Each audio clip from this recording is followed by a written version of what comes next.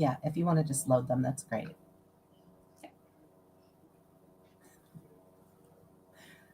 Hi, everyone. We're back, and we are with Dr. Ashley Smith, and we're doing a little technical. Here we go. We've got those loaded now. Great. Thank you for everyone for being here. And I'm going to get out of her way so she can tell you all about how to be the CEO of your life. Thank you. And thank you to everybody who's joining live and on replay. I'm Dr. Ashley Smith. I'm a licensed psychologist, and I am here to tell you that there is a really good chance that the way you see yourself and the world is wrong. Now, before you get offended and hang up or step away, let me be very clear. I'm not here to tell you what the right way is to see things, but I am going to tell you why that's a true statement, and more importantly, what to do about it. I'm reminded of a story that I first heard on an episode of Westworld a few years ago. Now, it's made its rounds, so I don't know who the original storyteller was, but it is such a good one for what we're talking about today. So a little girl and her mom go to the circus, and the little girl sees this massive elephant, and it's being held in place by a tiny little rope tied to a tiny little stake. And she's confused because she just learned at school that elephants are one of the most powerful, strongest beings on our planet. It can pull entire trees out of the ground with its trunk. How is it being held in place with a tiny little rope tied to a tiny little stake? So she asks. And the elephant tamer says, well, you see, when it was a baby, it wasn't strong enough to pull free, and now it doesn't know it can. Ladies, there are a lot of elephants in this virtual room today. We are being held in place by invisible ropes tied to invisible stakes. Part of this is the way that we've been programmed by our histories, by our societies, by people telling us what we can and can't do, what we are capable of and not. But the biggest thing holding us back is our very own mind. Now, I want to ask you a question. What do you see when you look at me? A middle-aged white woman. Maybe you've got curly hair. Maybe you think, oh, she seems friendly or confident if she's on this summit speaking publicly. And that's true. I like to talk both on stage and off. And maybe you see the successes. You see the degrees. I got a bunch of them. Maybe the businesses. I run two. Maybe you see the thought leadership. This is all part of who I am. Then there are the things that you can't see right now. The world traveler, the adventurer, the competitive amateur ballroom dancer. I am living a bold life. That wasn't always the case. I know what it's like to feel insecure, to question what is possible, to doubt yourself. And more importantly, I know what it takes to break free. Now, I asked what you see when you look at me. This is what I see when I look at you. You can't necessarily tell by looking at me, especially in this context, but I'm legally blind. I have a rare degenerative retinal disease called occult macular dystrophy that makes me legally and increasingly blind. The condition affects my central vision, the cone cells, and what it creates a blind spot in the middle. And this blind spot gets bigger the further out things get, and it's more pronounced in bright light versus dark. Brightness basically shuts my eyes down. My vision has shaped who I am in both dramatically good ways and bad ways. You and I don't experience the world in the same way. I quite literally see things differently than you do.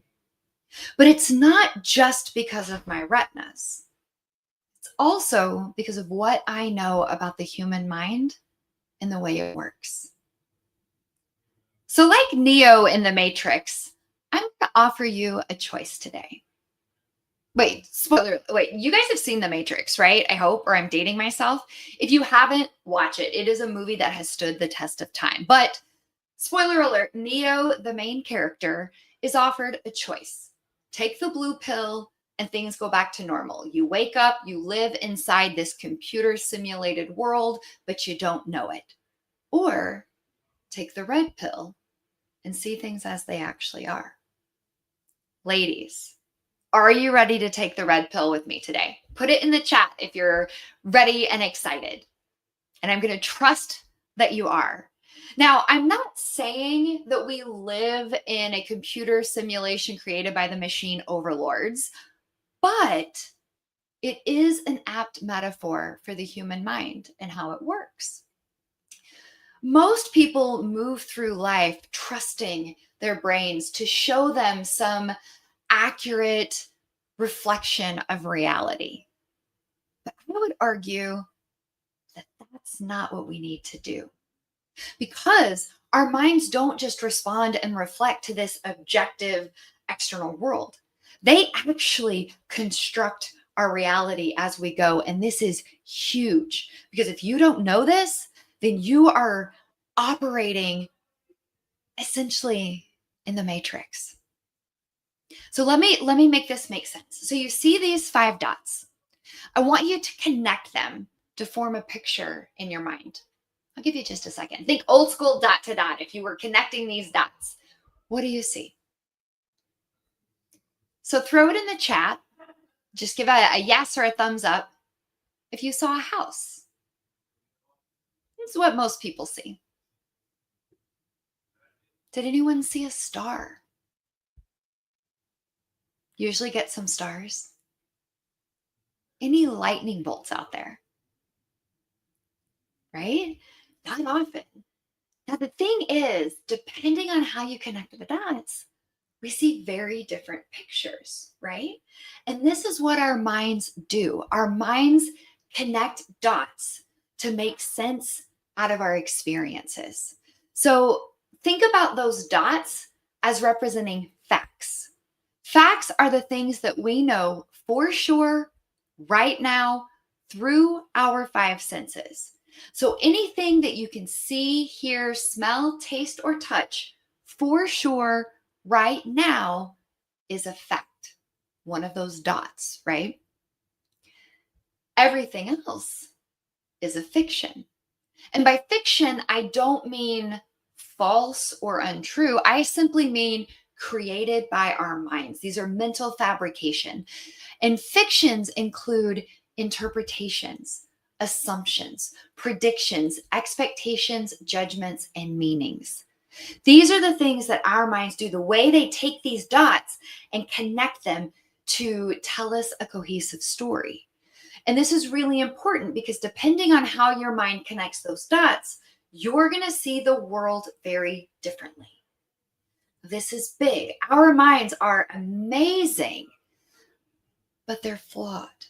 Right? They take our experiences and their whole job is to make sense out of it so that we know what to do.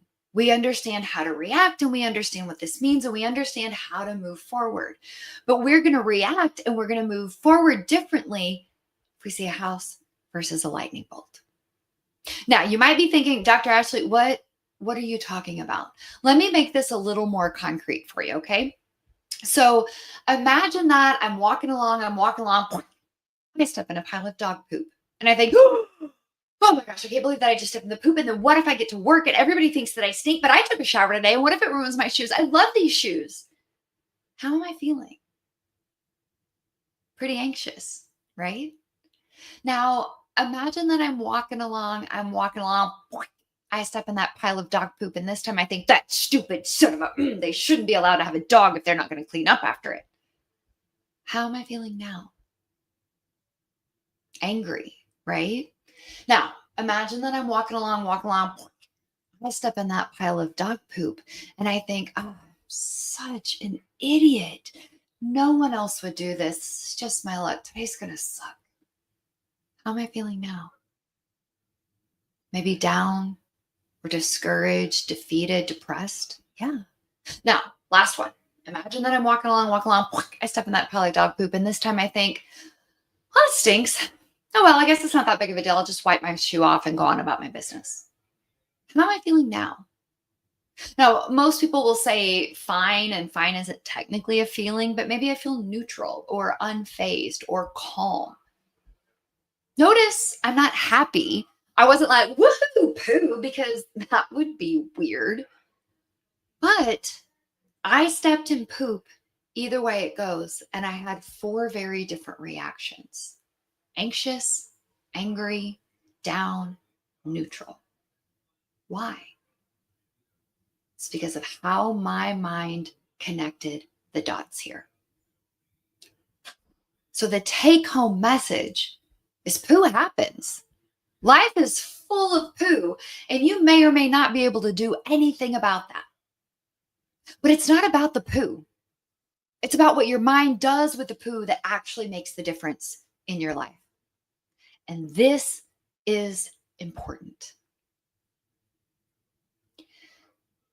So there are 2 fundamental truths that you need to understand about your mind and how it works, the way that it connects these dots, the way that it creates these fictions, so that you understand how and why it's doing what it is and what you can do about it.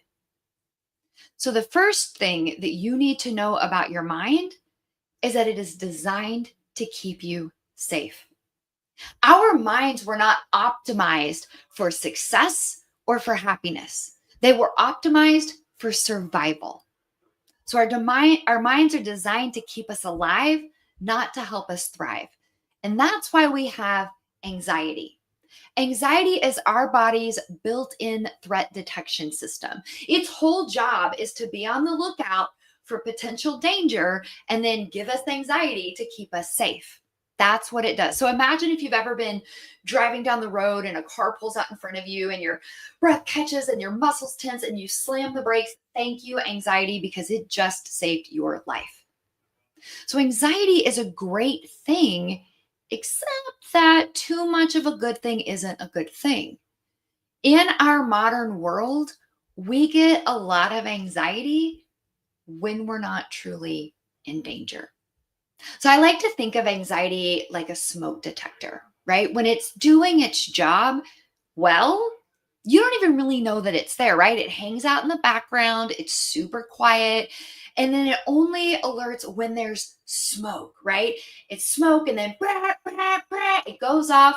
You run out of the house, you call 911. But imagine that your smoke detector went off every time you lit a candle, or every time you used the stove or the microwave, or you know what, because it's Thursday, why not? At some point, you would realize, wait a minute, this is a false alarm. I don't need to keep running out of the house and calling 911. It's not a real fire. Well, that's what our anxiety systems do. Unless you are about to slam into the back of a car or get eaten by a tiger, a lot of the anxiety we get are false alarms. Contrary to popular belief, you will not die from embarrassment. You will not die from someone being upset with you. You will not die from making a mistake, from taking a risk, from failing, or for going outside without your makeup on. These are all false alarms. And yet it's our brain doing exactly what it was designed to do, keep us safe. So the number one thing you need to know as we think about how our minds construct our realities is that it was designed to keep you safe while conserving as much energy as possible. And this is the one I don't hear people talking about very often. If we go way back to cavewoman days, food was not readily available, and food is caloric energy, right? And so if we didn't actually have available calories, we had to be conservative with the ones that we were spending. And our brains use at least 20% of our caloric energy. So think of them as gas guzzlers. So what happens is our brains figured out shortcuts so that they could conserve energy. That's not a problem today necessarily, but we still have these ancient biological machines in a modern world. So our brains want to keep us safe while conserving energy. Okay, that's great. What does this mean for you? Well, it means every moment of every day, your brain is being bombarded with facts, little data points coming in, everything coming in from the outside world, everything you can see, hear, smell, taste, touch for sure right now. But it's also dealing with all of the internal input, all of the dots on the inside, like your hormone level and your blood sugar and your heart rate. So it has to sift through all of these dots to keep you safe, right? It's looking for potential dangers, little parts of a pattern. So our minds are pattern recognition machines. It's looking for patterns that might indicate potential danger. And so to do its job, it's had to develop shortcuts, right? It cannot systematically, methodically go through everything. It would take too long, right? If you had to, when that car pulls out in front of you, if you had to say at this angle, at this speed, and this velocity, you would die. So our brains take shortcuts. These are what we call cognitive biases, thinking distortions, scripts, and heuristics, like rules of thumb. So let me give you an example. We all like money, right? Everybody wants money. Cool. So if money is good, more money is better, right?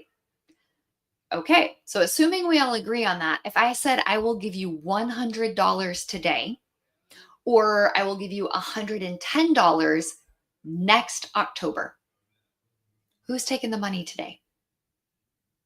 Most people do, right? Even though 110 is more than 100, and we've already agreed more is better, we take it now because our brains have a heuristic, a rule of thumb, now over later. So there are dozens, if not hundreds, of biases. But I just want to talk about a couple today because these biases lead to distortions in our thinking and perception. They cause us to see a house when a lightning bolt would serve us better. So the first one I want to talk about is the negativity bias. Now, this is a pretty popular one, so you may have heard of it before, but it's a really good one in terms of it's got use and it's important to know about. So the negativity bias is our brain's tendency, all things considered equal, our brain will more readily notice, hone in on, and remember bad over good. And this goes way back to cave woman days. Imagine sitting around a watering hole, right? And they hear this rustling sound in the nearby bush. If they assumed it was a saber-toothed tiger, they could run to safety. And if they were wrong, big deal, right? At least they lived to be wrong another day, stay alive. Now, imagine they're sitting around, they hear that rustling sound, and they go, you know what? It's probably just the wind. If they were wrong then, the results could be catastrophic. So our brains have this tendency to go to the negative. They jump to the negative, they hone in on the negative, and they remember the bad over the good. If we think about it still from that evolutionary perspective, if you ate berries and they were tasty, great. That's nice. But if you ate berries and they almost killed you, that's critical, right? You must remember that so you don't repeat that mistake. And what? Our brains want to keep us alive. Now, you might be saying, cool, Dr. Ashley, that works well for cave women. What about today? This negativity bias is still large and in charge, and you know this bias. If you get a new haircut and 9 people tell you, oh my gosh, that looks so cute, and one of them says, girl, what were you thinking? Which one weighs more? Right? Or if you're getting ready to go for a job interview or ask for a promotion or go on a date, do you what if all the good things? What if this is the start of something amazing? No, of course not. We what if all of the bad things because that's what our minds are designed to do. So we have this negativity bias, this desire to keep us safe. So our brain is going to go to that worst case scenario, to the negative. It's going to focus on the exceptions, right? Unless we train it otherwise. Now, besides the negativity bias, we also have what's called the confirmation bias. This is our mind's tendency to pay more attention to information that fits what we already believe to be true. So think about it this way. If you have ever tried to argue with someone who lives on the other side of the political spectrum from you, it didn't go well, right? You throw out undoubtedly sound arguments and they just shoot them down, right? Confirmation bias, because their brain is going, that doesn't fit what we believe. So we're going to shoot it down. We're going to dismiss it, downplay it, ignore it. But don't get cocky because your confirmation bias is kicking in too. And the confirmation bias doesn't just unequally weight information.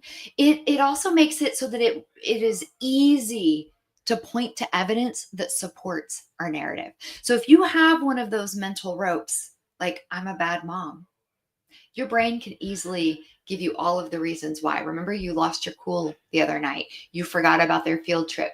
You did this. Your kid said that. You didn't do this thing. It can readily give you all of that evidence, but conveniently forgets the proof of being a good mom. If you think I'm an imposter, everybody else knows what they're doing, it can readily give you proof that you don't know what you're doing while conveniently ignoring the rest of it. Now, the other thing that the confirmation bias does is sometimes it just hides dots from us altogether. So it's not just that we're paying more attention to some, but we can, if we try, see the other evidence, it's that it hides it altogether. So think about this like your favorite social media's algorithm, right? If you're on Instagram or TikTok, your For You page probably looks very different than mine. Now, we all have the same available pool of content that's out there, right? But we can't take it all in. It's impossible. So the algorithm takes a tiny little sliver and that's what it shows us. It shows us what it knows we like. Our brains do the same thing. It blocks things out that we don't even notice. Let that sink in for a minute. That it filters stuff out behind the scenes and we don't even know it's happening. That has such big implications. And finally, our brains are excuse masters. Because they want to conserve energy, our brains are wired to avoid anything that is hard, boring, or scary. Hard because it takes effort and energy. Boring because that actually takes a special kind of effort and energy. And scary because that's anxiety, and anxiety equals danger. Although a lot of times it's a false alarm. So our minds are really good at giving us excuses to avoid anything that's hard, boring, or scary. So think about it. If you've ever had really good intentions of going for a walk after work and you get home and you sit on the couch and then all of a sudden the excuses start, right? You can just watch an episode on Netflix. Sweetie, you don't need to go for a walk. You worked really hard today. And our mind will give us these excuses, these rationalizations, these justifications to avoid hard, boring, and scary. So when we put all of these together, this forms the bounds of our comfort zone, right? And our comfort zone is really just what we're familiar with. So I want you to think about your comfort zone is the zone that those mental ropes keep you in. So think about that elephant and that circle that it could go in while it was tethered in place, right? So our minds give us these rules, these limiting beliefs, these mental ropes that keep us stuck in place. And the negativity bias keeps us there. The confirmation bias keeps us there. And the excuse maker keeps us there. And when we start to stretch out of our comfort zones or our familiarity zones, what happens is we get a lot of what I so very scientifically call inside ache. This feels like anxiety, discomfort, awkwardness. It feels wrong or unsafe. It's not danger. It is just discomfort because it is unfamiliar. And all of a sudden, our anxiety has to go into high alert because we don't have this assumption of safety anymore. We haven't done this before. We don't know what to expect. So anxiety goes up because it's looking for things that could go wrong. And this is really, really important because especially as women, when we start to break those quote unquote rules, when we start to be assertive or set boundaries or chase big goals or create our own business or take on whatever change it is that we want to see, our mind will fight to keep us stuck, to keep us doing the status quo. And when you push against it, it is going to feel uncomfortable. That is not your sign to stop. That is your sign that you are on the right track.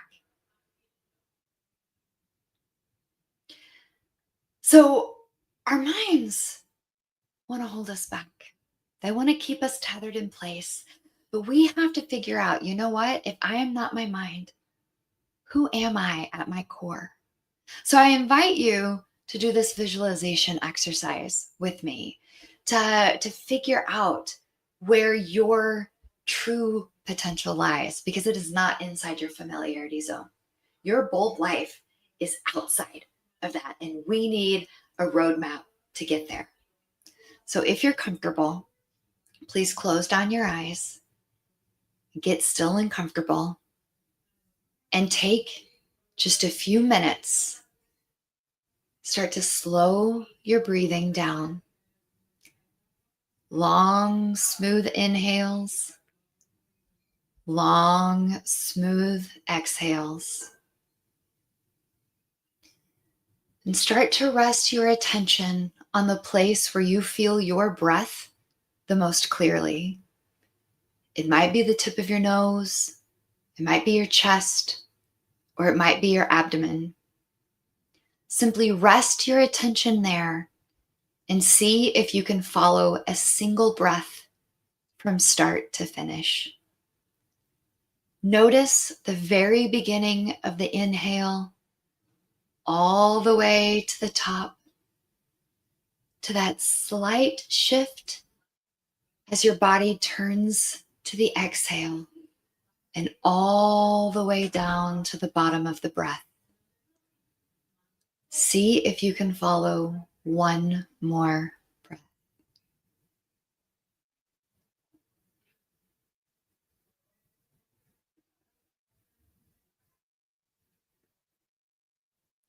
Now, in your mind's eye, I want you to do a little time travel. Fast forward to the end of your career. You have had a long, completely satisfying career. And everyone you have ever worked with, everyone you have ever interacted with is at your retirement party. And in our mind's eye, this includes people you may not have even met yet, or people who may have passed and are no longer with us, but they have the ability to be here. And as we do at parties, people stand up to toast you. The first person to stand up is someone from your personal life, someone who knows you and loves you. This might be a best friend, a partner, a parent, a child, someone in your community, but they stand up and they toast you. And they talk about who you are, how you lived your life, how you moved through the world, and the impact that you've had on them. Hear their words. What would you want them to be able to say about you?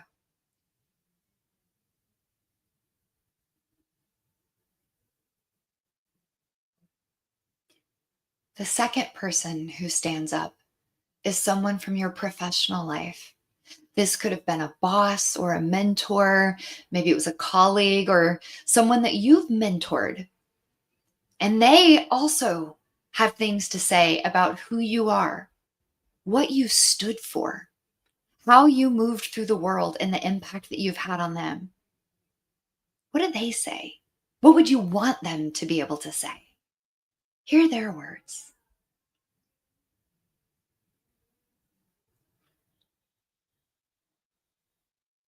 And finally, the third person who stands up is a ripple effect.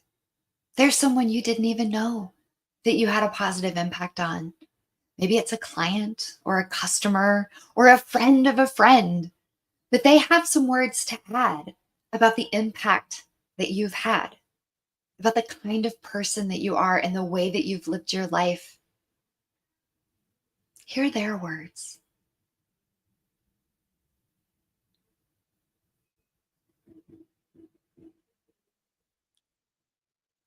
I want to ask you a question. If your retirement party was tomorrow, how fitting would those toasts be? Simply notice what comes up. And what does this tell you about the way that you are living, loving, working, and playing? What does it tell you about the way your mind is getting in the way of you being the true you and reaching your true potential?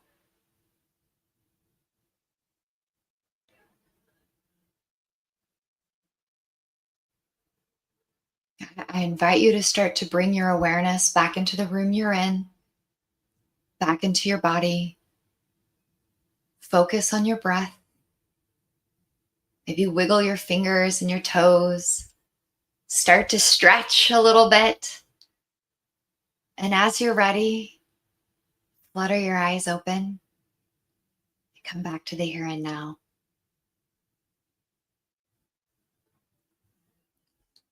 Courage, curiosity, compassion, adventure, independence, learning, connection. Those are my values, my guiding principles of who I am and what I stand for. And I'm living in alignment with them now, but that hasn't always been the case.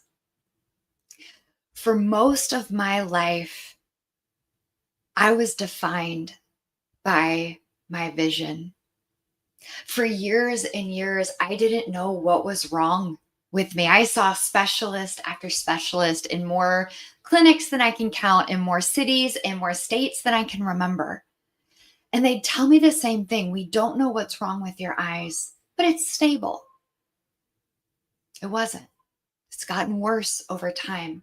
And I didn't have a diagnosis until just a few years ago.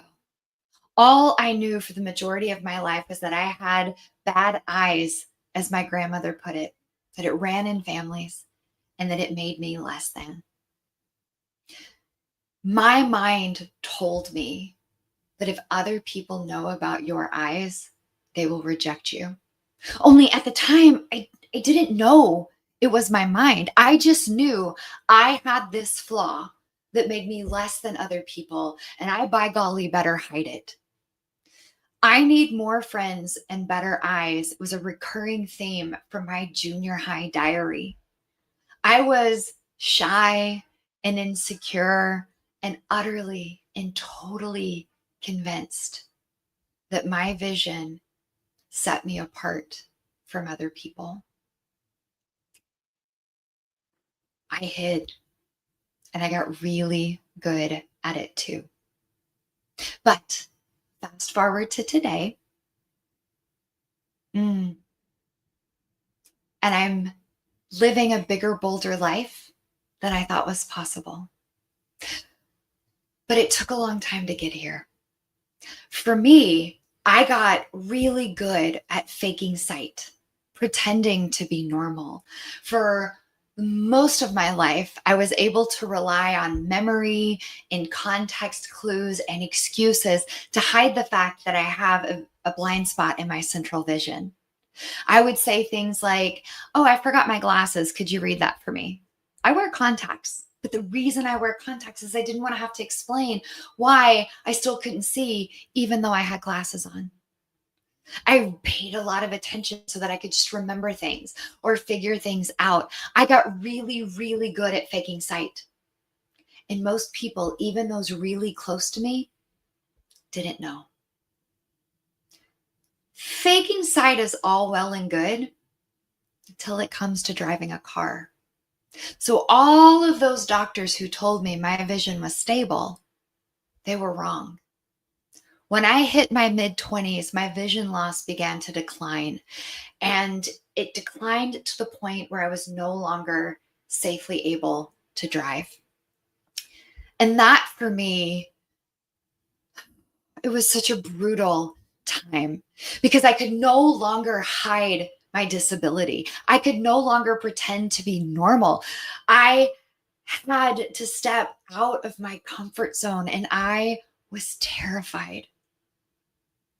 I was convinced that there was no way I could be happy, that there was no way I could be independent, that there was no way I'd be able to do the things I wanted to do when everybody knew about my eyes.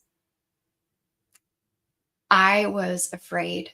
I was sad. And frankly, I was ashamed. I didn't even realize the extent of shame I was carrying around. I'm so glad to say that today, my vision is worse than it's ever been. I'm not glad about that part. I'm glad to say that despite my vision being the worst that it's ever been, I'm not scared of going blind. I'm not scared of what the future holds. I'm not ashamed or sad anymore. I am doing bigger, bolder things than I ever thought was possible, but I'm not special. If I can do it, you can too.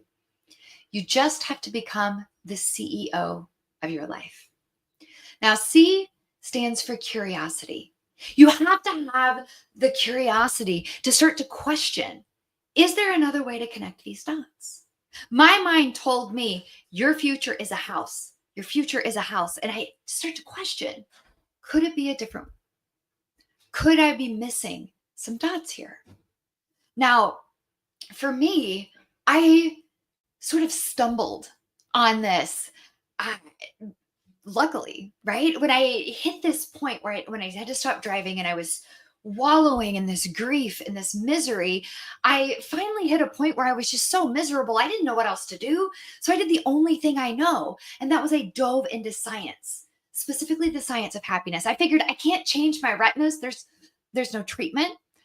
So I figured I can't change my retinas, but I don't want to be miserable my whole life. What can I do? So I started reading everything I could get my hands on about happiness.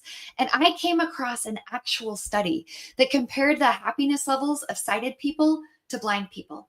And do you know what they found? No difference. My mind was blown.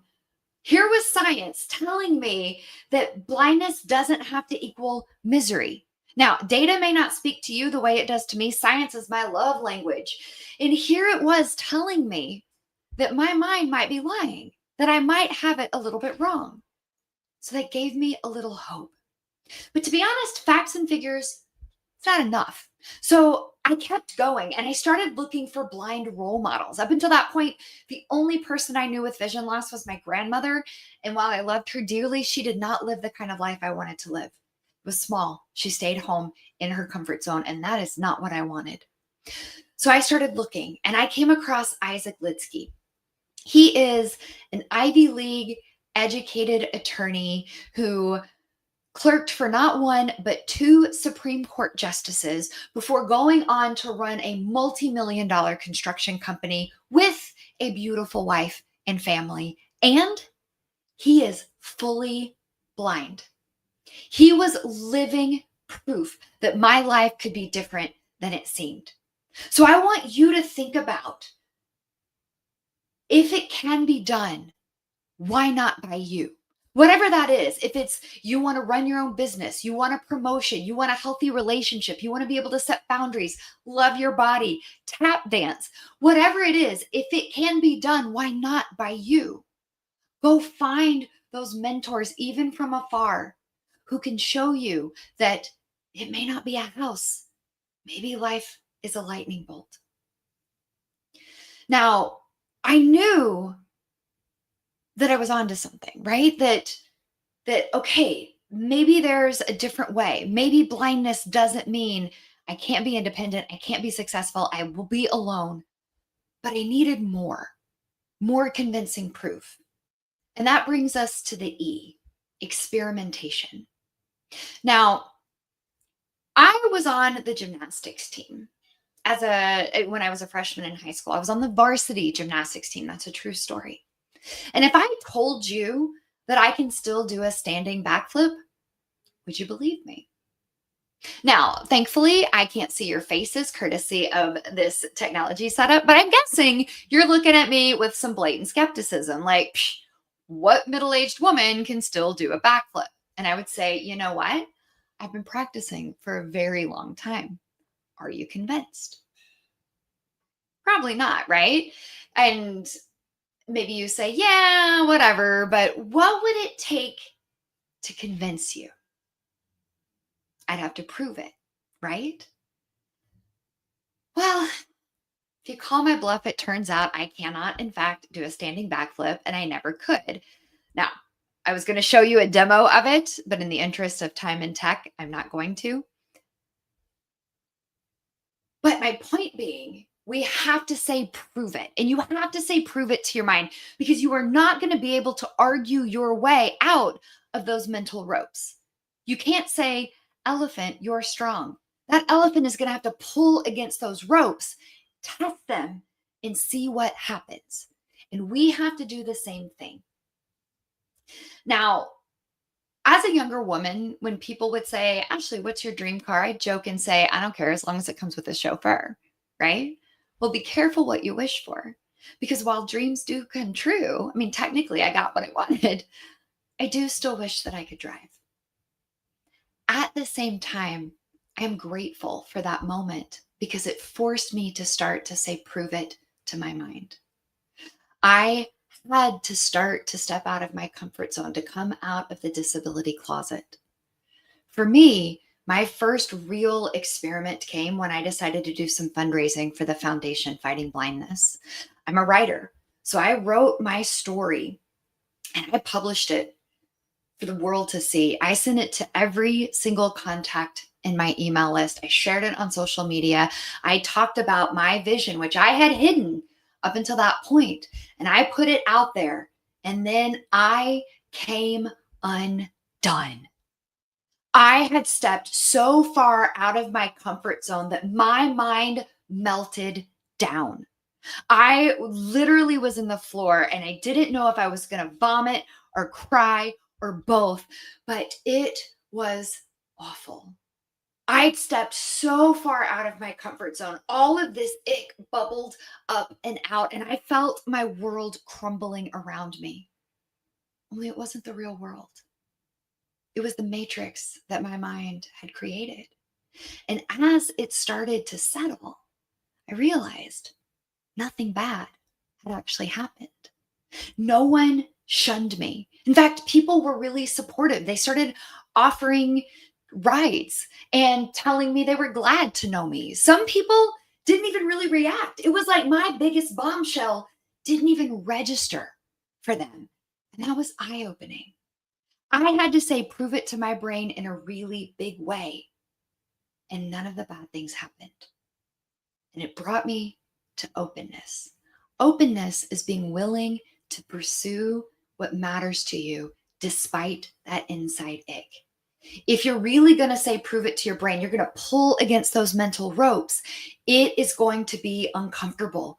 Are you ready for that? I hope so. Because for me, as I started to test these ropes, as I started to put my story out there and I asked people for rides, I started to say, hey, when I get there to meet you, can you wave at me so I don't wander around feeling stupid and awkward? Because I used to get there early to avoid that. As I asked for help, as I put myself out there, my comfort zone started to stretch and I took bigger leaps. I went after bigger goals than I ever would have imagined in the before. Started my own business, left unhealthy relationships, traveled the world doing these things. And every step of the way, I had to tap into courage. It takes courage to question your mind, to be curious. It takes courage to experiment, to say, prove it. And it takes courage to be open, to experience that ick. And courage is not the absence of fear. It is being afraid and doing it anyways. And every time you do that, every time you have the courage to be the CEO of your life, you will build confidence. That's where confidence comes from. It doesn't come first. It is the result of stepping out of that comfort zone. And when you have courage and you have confidence, then you can live a bold life. Ladies, time is a finite resource. You only get one shot at life. Do not let your naysaying mind hold you back and keep you tethered in place like that baby elephant. You are strong. You are powerful. Be bold. Be brave. And by all means, be you. Thank you for joining me today. I invite you to connect with me. I have a bonus for you to work on separating the facts from the fiction and reshaping those narratives so you don't have the house anymore. You've got that lightning bolt of a life. You can get that at the QR code or through this website, talk.ac/Dr. Ashley Smith, code facts. But please be brave enough to be you. Thank you so much for joining me today.